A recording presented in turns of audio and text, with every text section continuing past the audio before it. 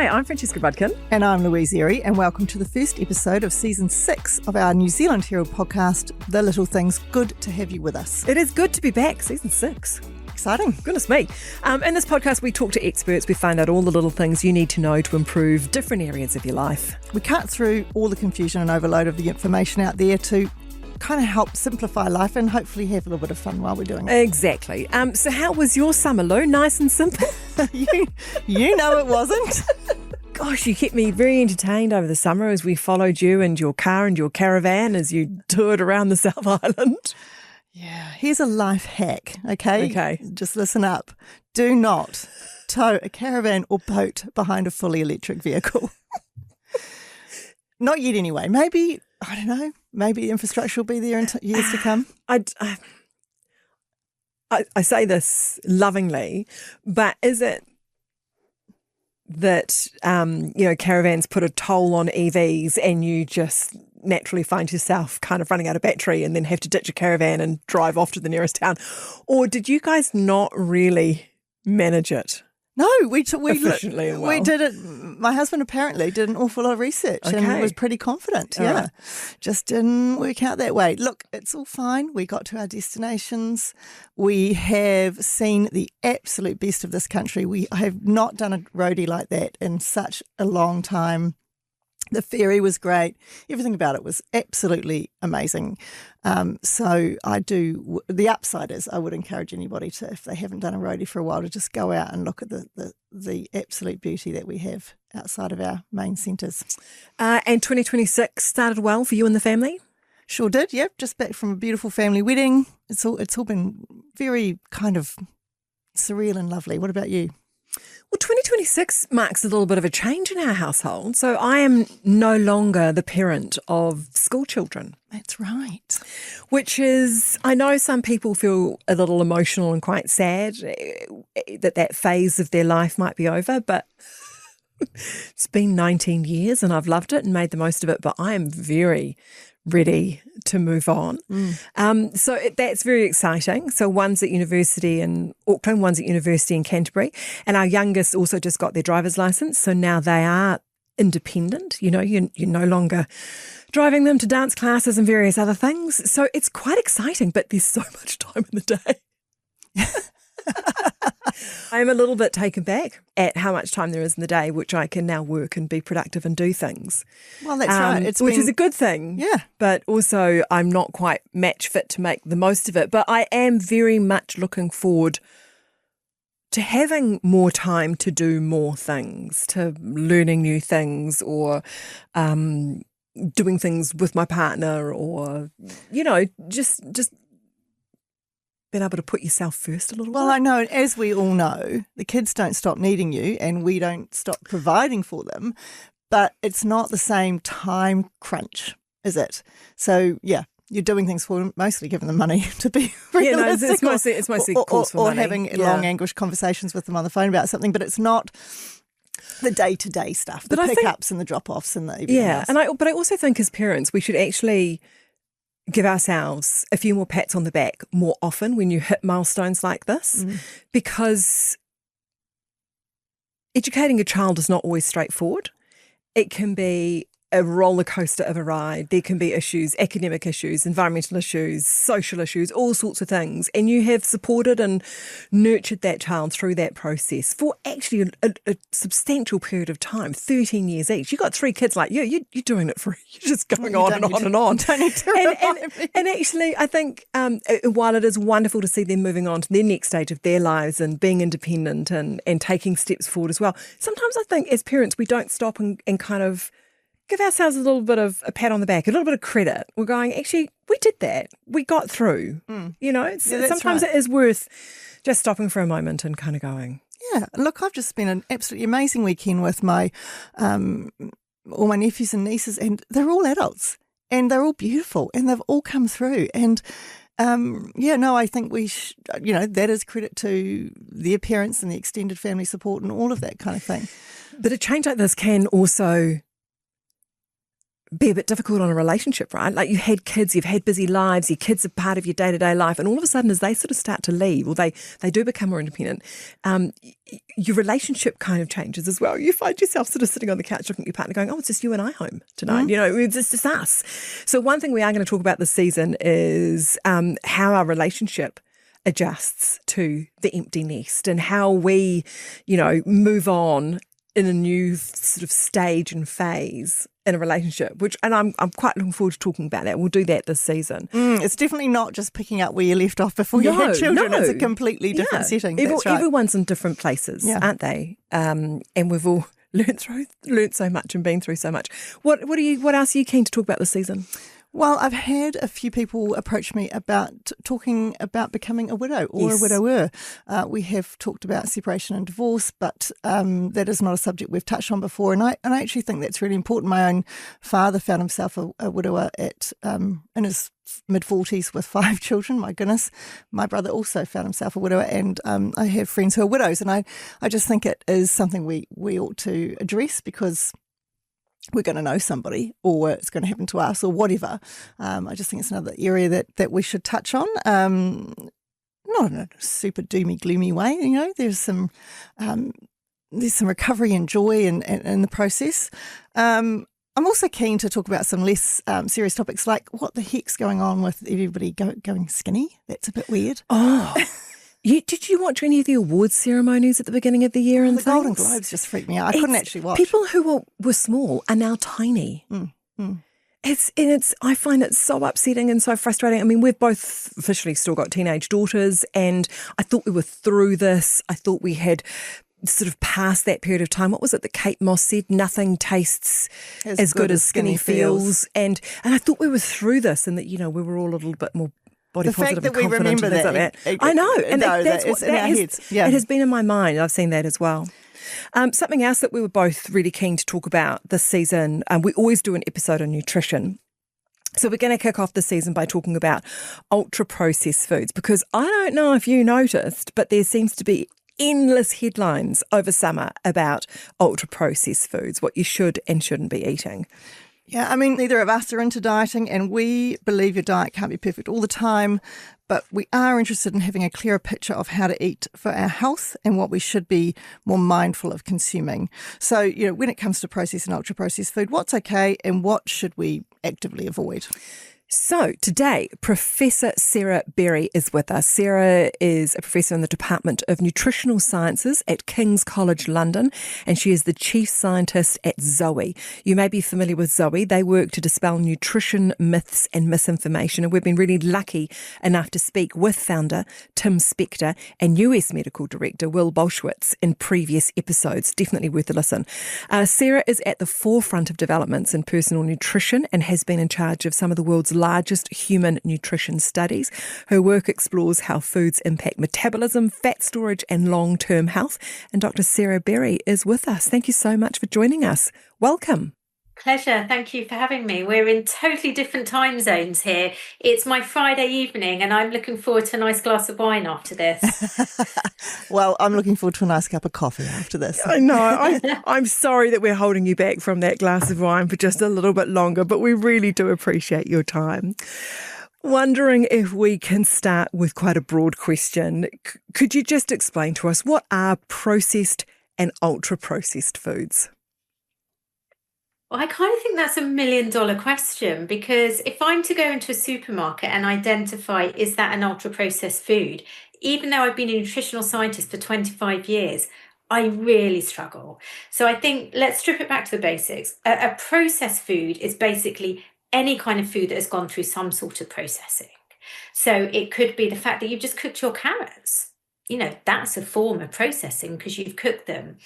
But in the current food landscape that we live in, we actually use the term very differently. And we typically use it in the context of a classification system called the NOVA classification system, which allocates a classifier according to whether it's unprocessed, minimally processed, a processed culinary ingredient like a sort of spice or something, or oil, or something that's called an ultra-processed food. And an ultra-processed food is a classification system from this system called Nova. It's a Nova 4 food, but it's a term that's really taken off because it's been used in a lot of nutrition research in order to classify foods that have been heavily processed. But I think what's really, really important to remember in the whole discussion of ultra-processed food, and when we look at the evidence and we look at these scary headlines that are often out there about food processing, is the term ultra-processed food is specific to this classification system, and this classification system is based on the extent and the purpose of processing. It's a system that was never designed to look at how processing might impact our health. And so we see, for example, in the UK, the US, Australia is becoming quite similar, and New Zealand as well, that about 60% of our food comes from this ultra-processed food. But it's such a huge category, and you have within this category of, or classification of, ultra-processed food, some that, yes, are really bad, but some that aren't so bad. So I think we kind of need to take a step back and think, really, what is it about food processing that's bad, in order for us to identify what we should be avoiding and what we shouldn't be avoiding. You made a really good point there by saying it's not necessarily that, like, say, all processed foods is bad. It's which ones and what type of processing is having an impact on our health, right? Because originally, we evolved into processing foods for storage and to feed a growing population and all that sort of thing, didn't we? How has it evolved from there? Yeah, absolutely. And I think that's a really important point, Lou, that you make, is that processing came about for the good. It's enabled us to produce enough food for our growing population. It's enabled us to produce food that is shelf stable, and that is safe for us to consume. It's also enables us to really maximize the food from the crops that are out there, and so forth, and also enables us to produce food that is a lot cheaper. And there's some fantastic research that was recently published showing that if you look at all of the food that are in US supermarkets, what you see is an ultra processed or heavily processed version versus a minimally processed version has about a 50% price differential. Meaning, for example, if you take a bread, that a minimally processed, more kind of artisan style bread is actually about 50% more expensive than one of the mass-produced breads that would be classed as ultra-processed. And they saw this across all of the different food groups, whether it was yogurts, whether it was pastries, whether it was meat-based products, etc. So we do need to be mindful that, again, in this kind of demonization of ultra-processed food, in this scaremongering that you see out there, that actually processing does have a really important purpose, and it does enable us to also consume food that is more affordable for many people. So what we need to do is work on identifying which of those foods are particularly bad for us, because our research that we've done at Zoe actually shows that it's probably only about 20% of our energy that's coming from processed foods that we know are particularly unfavourable for our health. So which ones are they? Well, we do have a Zoe app that allows people to have a look, and unfortunately it's not available yet in New Zealand, but it's very much dependent on the brand of the food. And the kind of brands that you have in the US, in New Zealand, will be very different to the kind of brands we have or we have in the US. So I think the important thing is being able to help people identify what is it about food and the way it's processed that makes it unhealthy. But it's really, really difficult. And it's really difficult because processing impacts the healthfulness of a food, not just through the additives and emulsifiers that everyone's talking about, but actually through lots of other mechanisms. So we know that when you process food, and there's lots of different ways we can process food, whether it's through heat processes, whether it's through, physical disruption of the food structure, whether it's through pre-digesting the food, there's so many different ways that you can process a food. But what we know is it impacts certain features that are related to health. Firstly, we know that typically heavily processed foods tends to have less nutritious nutrients or less healthy nutrients. By this, it tends to have less fiber. It tends to have more unhealthy nutrients, so tends to have more salt, more saturated fat, more sugar. It also tends to have less bioactives, and these are chemicals that are found in foods that we know have really magical properties in improving our health. So you might have heard of polyphenols, for example. It comes from dark pigmented berries, and these have really fantastic properties in terms of, acting on anti-inflammatory pathways and so forth. So processed foods tend to have less of those bioactives as well. They tend to have less nutritious nutrients. Then they do tend to have lots of additives, lots of emulsifiers. So yes, you can look at the back of pack and you can look at two foods and you could say, whoa, hold on, here's a peanut butter. Here's one that just literally has peanuts, maybe a pinch of salt and a pinch of sugar. And then here's a peanut butter, like in America, for example, there's Reese's peanut butter, which unfortunately my kids love. Yes, it's got about 30 ingredients. It's got loads of E numbers, which are basically numbers that are allocated to emulsifiers and additives. So that gives you a good hint that, hold on, maybe that's not so healthy. But in my opinion, that's only part of the picture, and that we need to look at other features. One of those features is hyperpalatability, which is basically how tasty that food is. And another feature is the food structure, the food matrix, which is destroyed in processing, which impacts how fast you eat that food, where the nutrients are absorbed, how much of the nutrients are absorbed, and so much more. Have our palates changed, though? I'm curious about that phrase, hyperpalatability, because have we been somehow, so exposed for so long to processed foods and added salt and added sugar and things like that, that we've, that we'd have to remove ourselves completely to sort of reset our palates? Yeah, I think that's a really interesting question. And I think it's true that, the food that we're now exposed to, Lou, is not the food that we have physiologically been evolved to handle. The rate at which the food is changing, it is so fast. We cannot evolve at the same rate that the food landscape is changing, that the processing techniques are changing. And there's many, many foods now that are designed by the food industry to have a mix of nutrients that we know bypass our natural physiological neurological responses. So these are foods that will be particularly high in maybe salt and sugar, or salt and fat, or fat and sugar, that you wouldn't typically find in nature. So let's take crisps, for example. Crisps have a reasonable amount of fat and they have a reasonable amount of salt. Now, you wouldn't typically find that same amount of salt and that same amount of fat in a natural product. It's not naturally in the potatoes. But by putting them together, it almost kind of like bypasses our natural sensory system that tells us, whoa, hold on, you've eaten enough, you don't need any more. Instead, what it's doing is activating the reward system in our brain, a bit like giving us kind of mini dopamine hits and saying, oh my God, this is so tasty, keep eating, keep eating, keep eating. So that you tend to overeat hyperpalatable foods.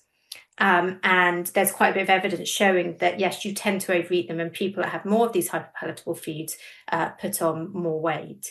And so I think that's one really interesting area where, we're now so accustomed to having these foods that what do we do? How do we go back to experiencing pleasure from that potato, for example, without all of that salt? And there are studies showing that, yes, you can retrain your taste buds, etc. But what's difficult is when you go into your supermarket, when you go to your corner shop or your high street, and everything there, or what we know in the UK and the US, for example, is about 60%. And I don't know in the stats in New Zealand, but 60% of the food is probably hyperpalatable.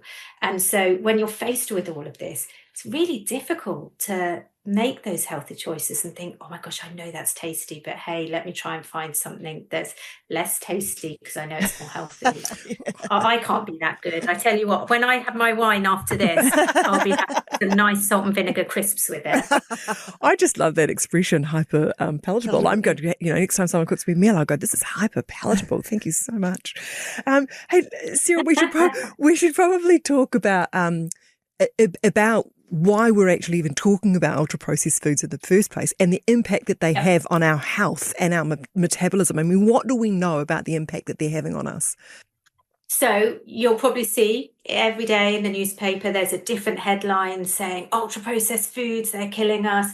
They're causing everything from Alzheimer's to cancer to heart disease to diabetes, everything. You name it, it's linked with. Yes, we know that ultra processed food are unhealthy for us. Yes, there's lots of evidence showing they're linked to increased risk of all of these different chronic diseases. But I think what we need to be mindful of is the evidence is typically coming from either these longitudinal studies or cross-sectional studies where you take large populations, you follow them over a period of time, you look at what their diet is at maybe 5-10 year intervals, and then you look who goes on to get what type of disease. Now, that's a really important way that we get a first hint of what's going on in terms of diet and in terms of disease.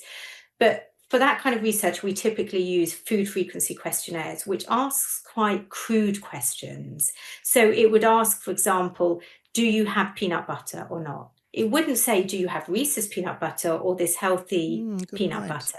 It can't differentiate between brands.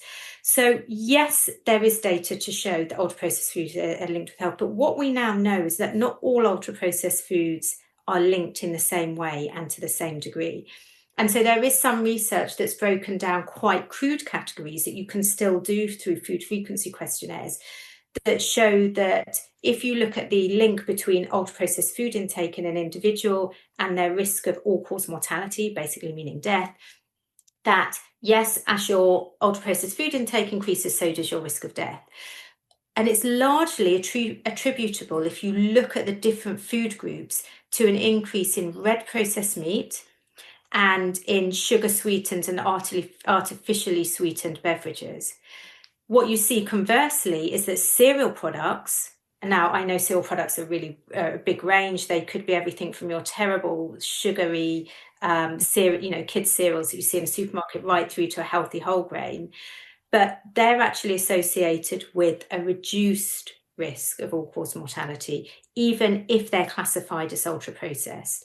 So I think we need to be a bit careful demonizing everything because, yes, overall it shows there's a problem, but actually not all ultra-processed food is created equally. And then within each of those food groups, as I've mentioned earlier, even within those groups, whether it's cereals, whether it's even processed red meat, we know that there's a huge variability.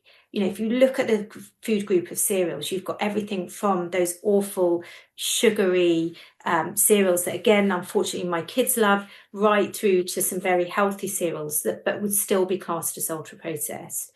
And so this, I think, is what makes it challenging. And this is why I think we have to be a little bit careful getting too scared by the stats that you see that say, our diet's 60% ultra-processed, what are we going to do? We cannot change our diet that radically in the food landscape that we live in if we are that average person getting 60% of our energy from ultra-processed food. And that's why, again, we've really got to focus on which ones are really bad for us and which ones aren't. And I'm sorry that I'm not giving you a list of brand level foods in New Zealand that are the really bad ones. we do have an excellent peanut butter range, I think, in New Zealand, don't we, Francesca? Fix and Fog? Fix and Fog or Pix. Yeah. They're all very good. I am going to go home and check the labels. And actually the labelling is really interesting because, of course, our ability to make good decisions is reliant on the hope that our food producers are giving us legible labels to read and understand, right?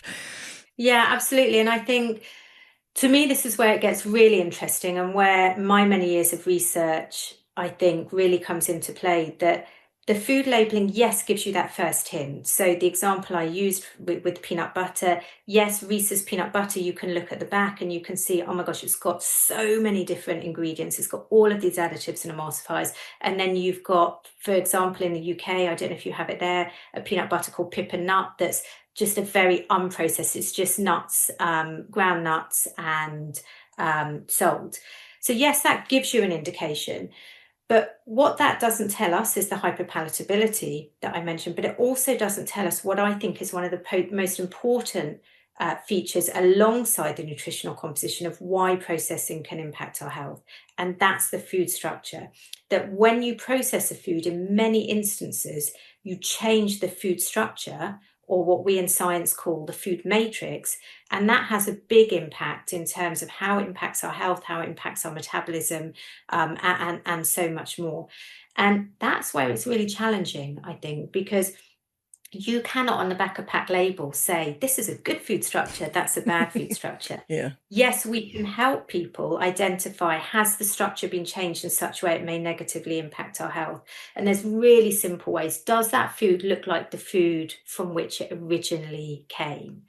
Or does it not resemble that original food?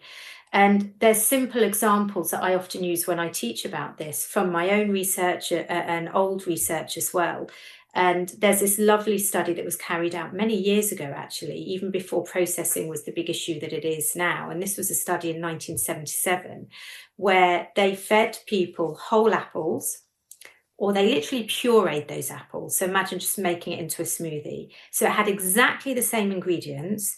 All you had done was change the structure. You just mushed it up, basically. And then they fed people apple juice where they'd actually taken out some of the fibre. But the important comparison is the apples and the apple puree, because the back of pack labelling would show that they're identical if they were in a supermarket. And they fed these individuals apple puree and apples. They had 50 grams of available carbohydrate. They're identical. What they found was there was a massive difference, about a tenfold difference in terms of how quickly people ate them. You could eat the puree so much more quickly.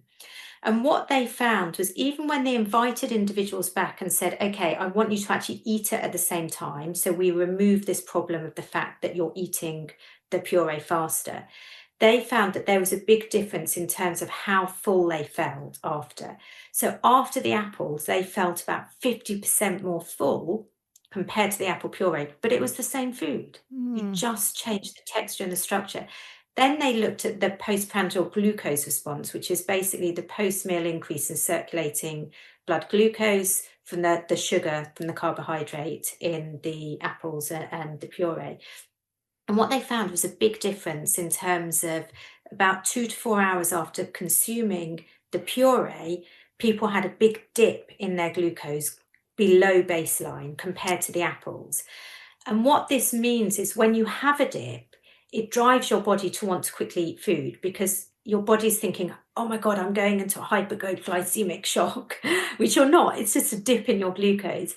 And what we've seen from our own Zoe Predict research is this dip is associated with people then going on to consume 320 calories more over a day compared to if they don't have a dip. So what you've got happening here is you've got this apple, you've got the puree, back of pack labelling's the same, no difference in emulsifiers, additives, nutrients, etc.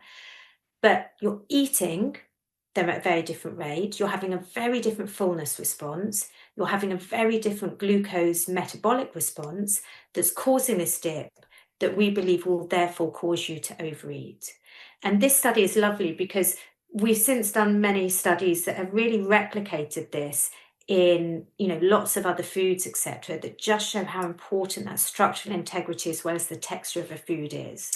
From the research that I've done, Sarah, personally into ultra-processed food, talking about that bag of crisps and things, I think we all know that they don't meet our satiety needs.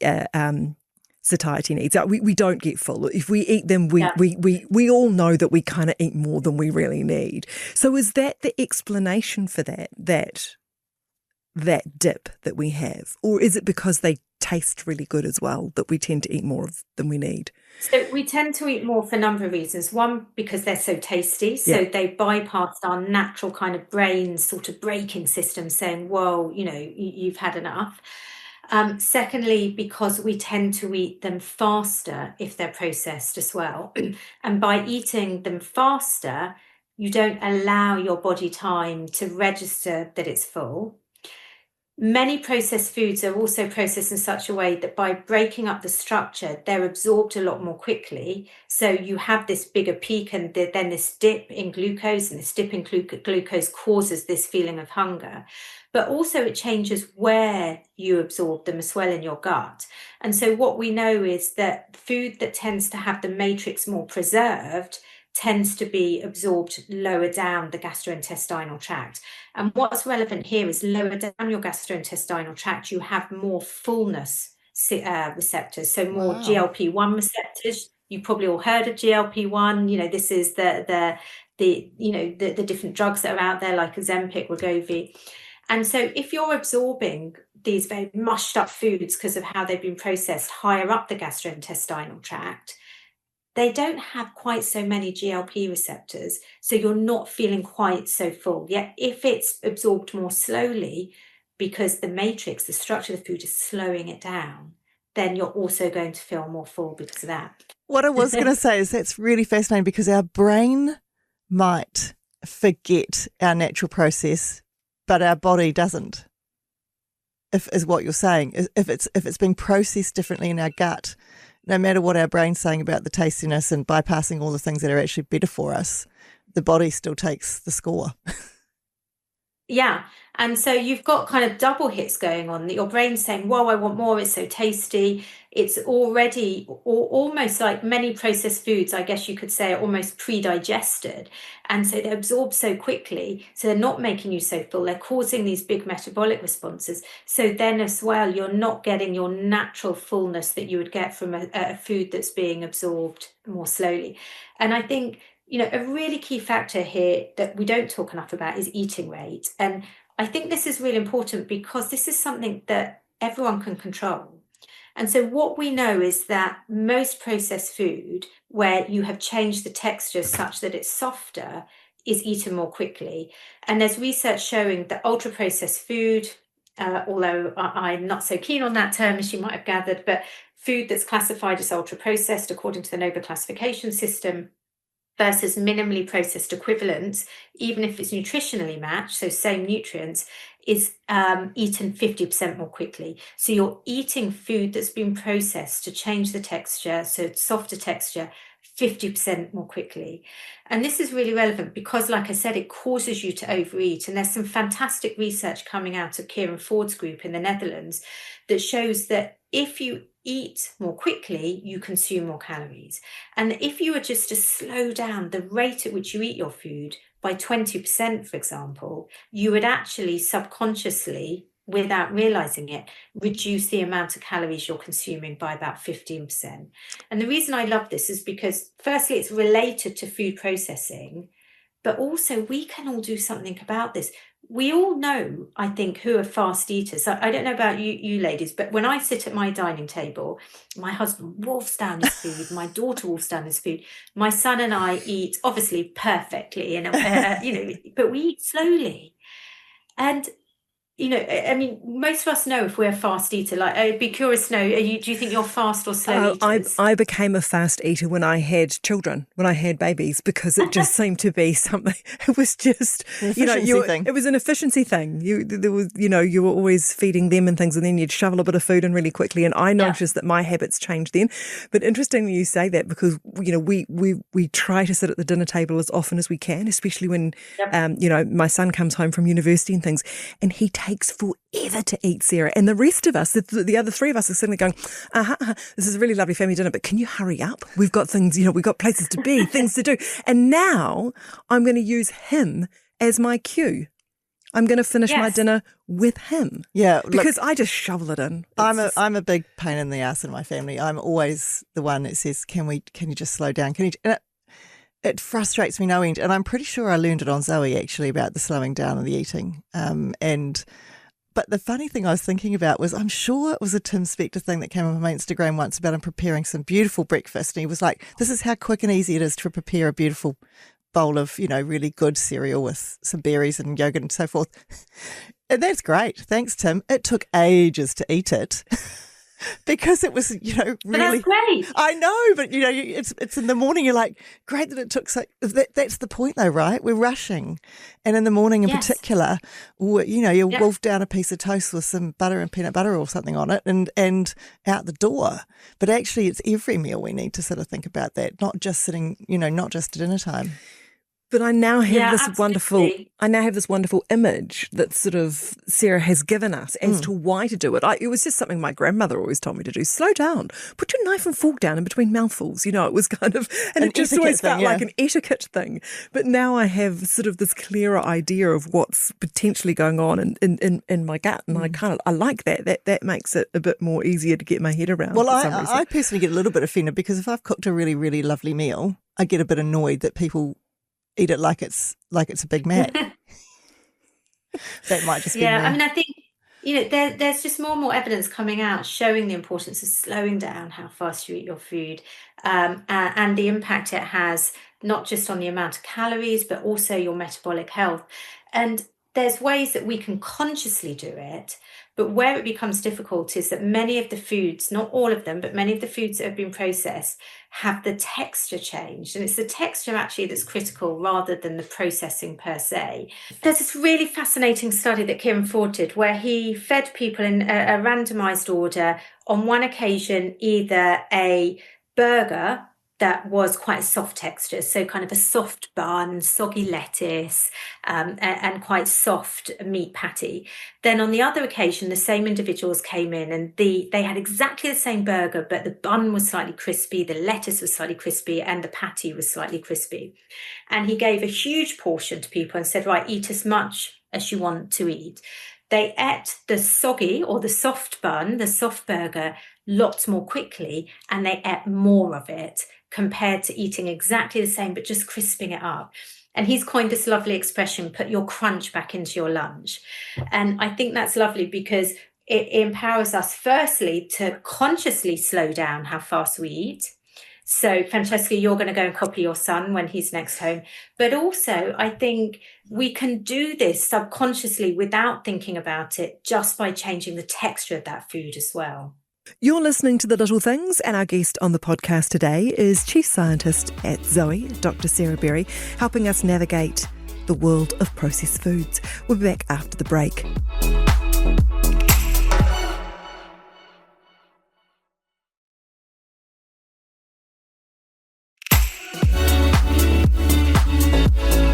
Sarah, I was just wondering, we've talked about the fact that processing can happen in so many different ways. I mean, a frozen vegetable is processed to a certain, is processed food.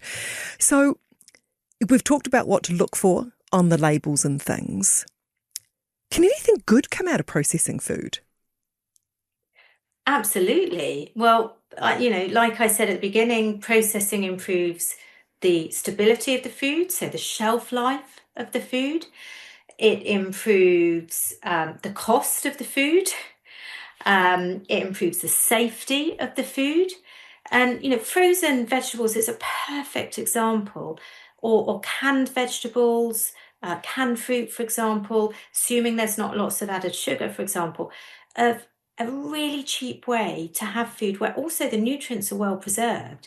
So if you take frozen peas, then because of the way that they are processed at that time and snap frozen typically at the point of harvest and put in our freezers, all the vitamin C is preserved, and you've got a really cheap food and a very healthy food. And so I think that we need to be really careful, and I'll use a very English expression here, not to throw the baby out with the bathwater, that yes, there are clearly processed foods that are bad. There are clearly processing that's bad, but it's a double-edged sword. And we've done some research at King's College London where I've done randomized controlled trials where I feed people whole almonds versus ground almonds. So again, these would be foods that have identical pack labeling. You just change through processing the structure. And what we find is if you feed people whole almonds, you actually excrete about 30% of the calories. So what it means is if you are someone that's wanting to have a low energy food compared to what's on the back of pack labeling, consuming those almonds as a whole almond, actually 30% of the calories are just coming out the other end. If you grind it, and we've done this study at our university where literally you grind it down, so you break all of the cells, you absorb all of the calories. Now, why is this a double-edged sword? So for some people who are trying to lose weight, you obviously want to consume the whole almonds because lots of the calories are coming out the other end. But there are people in our population that don't need to lose weight, that might need to put weight on, in which case processing it to break up the food structure means they access all the calories. It means they access more of the other nutrients, the vitamin E, for example. You'll absorb loads more, for example, from the ground almonds than from the whole almonds. And then we can also use processing to improve the healthfulness of a food through stealth. And this is another great way that we can actually use and harness the power of processing to improve the healthfulness of a food. So, Sarah, would it be fair to say that if we have a pretty good diet, we've got a good whole food diet, is there any harm in having the occasional bit of ultra-processed food, like you going and having your crisps after this podcast? Absolutely not. And I think that we need to be careful not to be too puristic about this. We need to be really practical. We need to be practical for whom people can't necessarily afford to rely on food that is all minimally processed. We need to be practical from that shelf life stability point of view. But absolutely, we need to be practical from a point of view of what's out there for us, what's actually accessible, not just affordable, but accessible to us. We need to be practical from a point of view of how we live our lives. Most families now in many countries have 2 working parents. I don't have the time to cook everything from scratch when I get home from work, neither does my husband. So we need to be pragmatic in this discussion about processed foods as well, about what's actually practical for us. And this is where I think what we need to do is firstly accept that we can't all be perfect in our diet. And actually life would be pretty damn boring if we were all perfect, everything including our diet. That if we enjoy our food, great. I often say that to people, if your food is too healthy to be enjoyed, it's just not healthy at all. So if you get some pleasure in that heavily processed crisps or chocolate or yogurt, fine, enjoy it. As long as the bulk of your diet comes from healthy foods, from minimally processed whole foods, as long as you're getting plenty of fiber, ideally from whole foods, then don't worry about having a little bit of this. Sometimes a bit of what's bad for you can be good for you. And I think that, again, our research that we've shown at Zoe, and I know I've already mentioned, has shown that really it's only about 20% of those processed foods that are out there that are actually really unhealthy for us.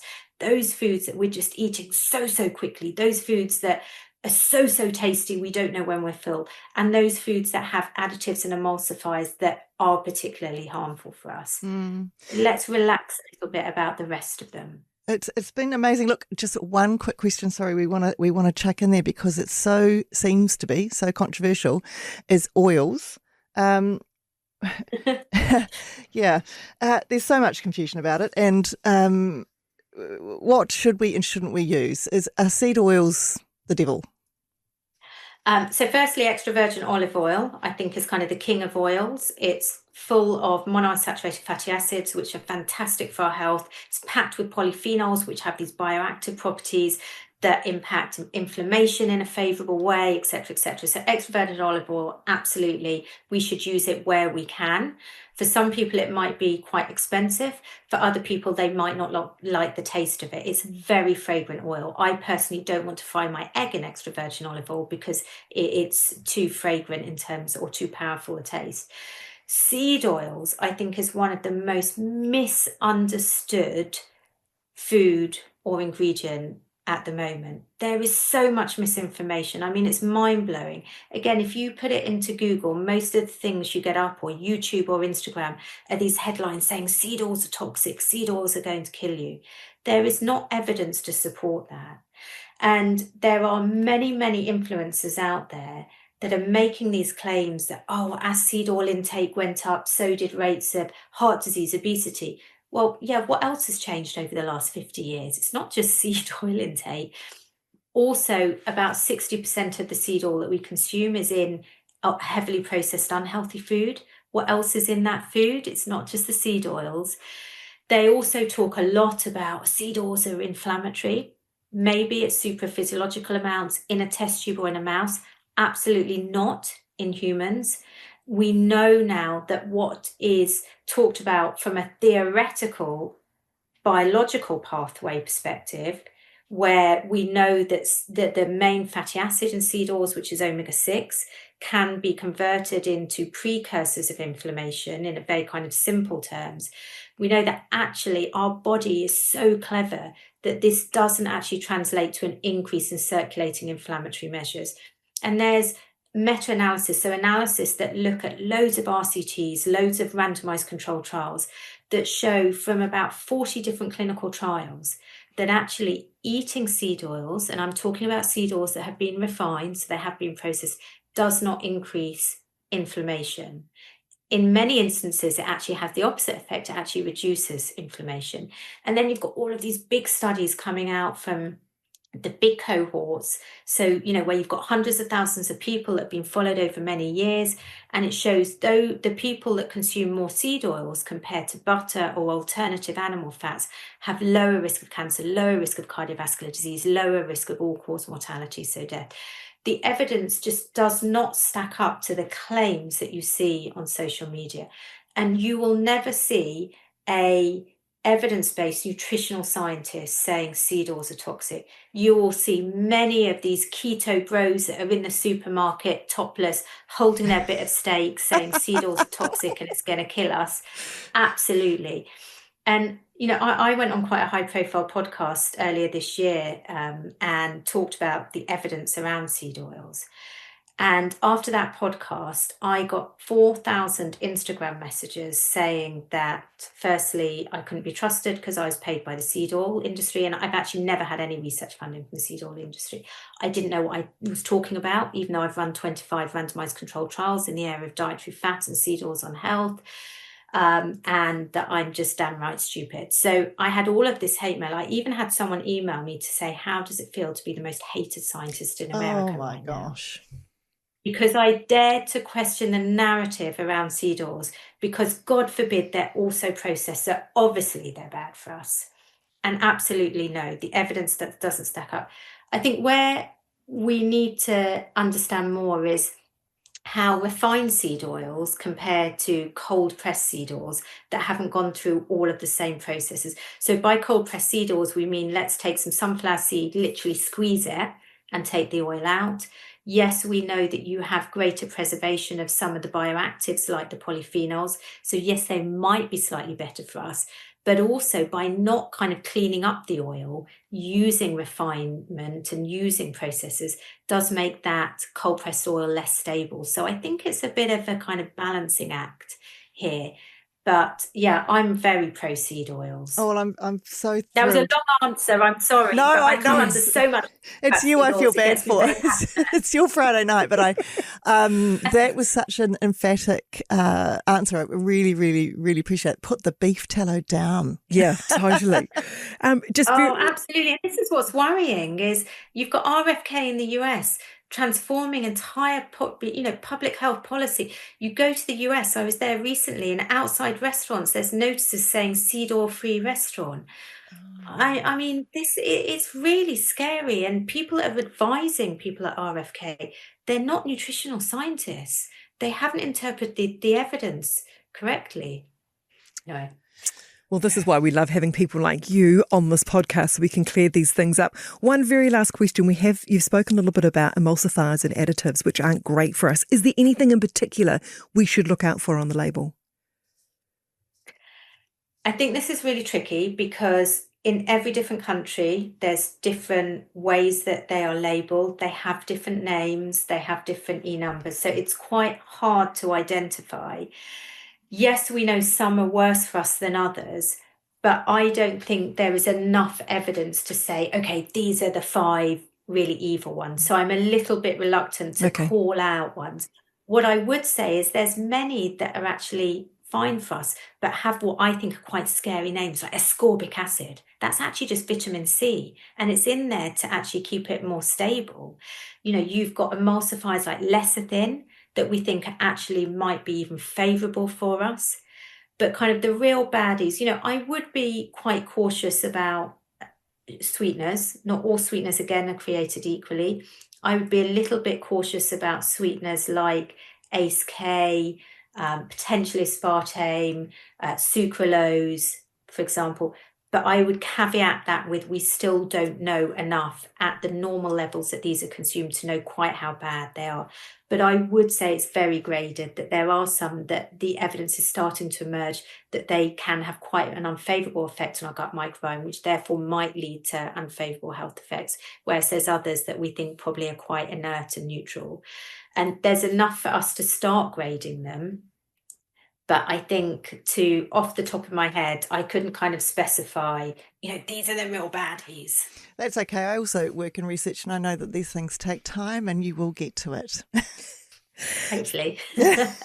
Sarah, thank you so much for your time. Go join your family, have your glass of wine. We really appreciate you taking the time to explain this and sort a few things out for us. It's been brilliant. Thank you. Thanks, Sarah. Oh, well, thank you. It's one of my favourite topics. So if I was going to work late on a Friday night, it would be for you ladies. That is very kind of you. But no, we really appreciate it. Thanks so much, Sarah. Pleasure.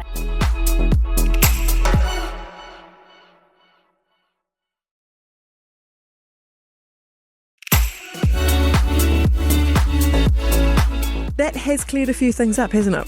Yes, I've got some, and also I love a podcast where you take away a few like little sayings like crunch back into your lunch.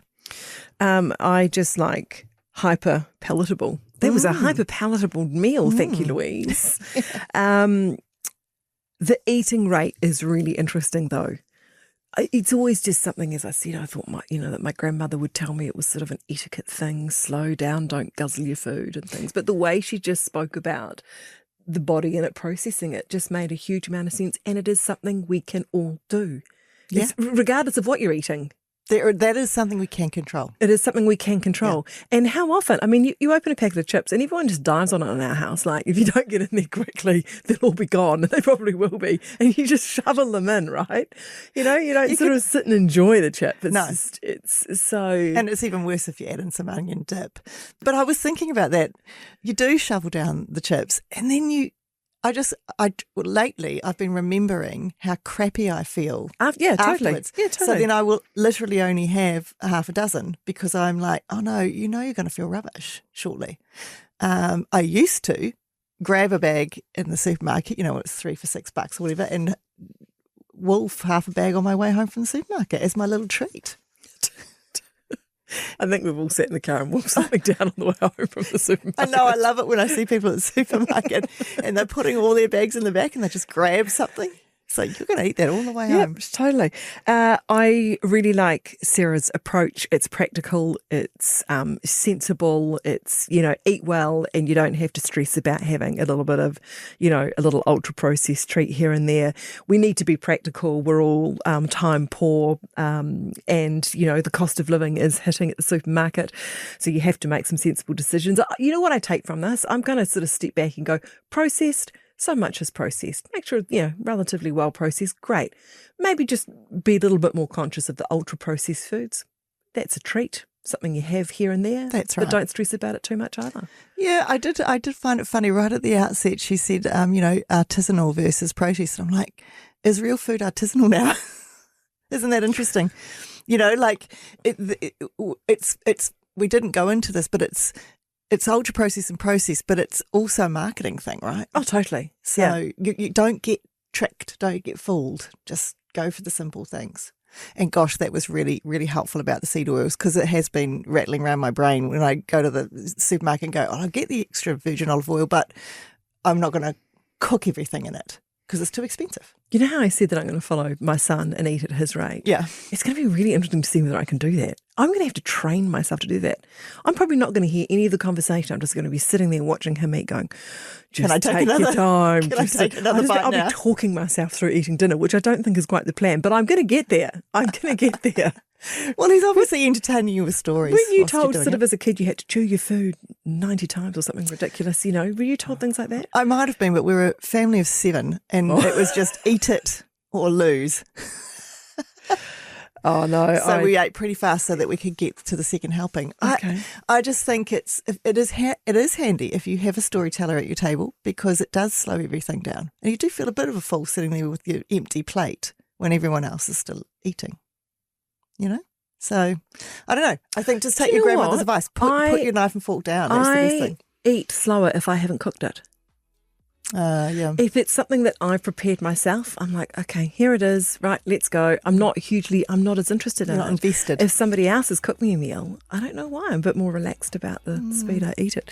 Anyway. There we go. And make it crunchy. And make it crunchy, folks. Thank you so much for joining us on our New Zealand Herald podcast series, The Little Things. So good to be back. We hope you share this podcast with the women and men in your life so we can turn down the food noise in the supermarket aisles. You can follow this podcast on iHeartRadio or wherever you get your podcasts. And for more episodes from us on other topics, head to nzherald.co.nz. Catch you next time on The Little Things.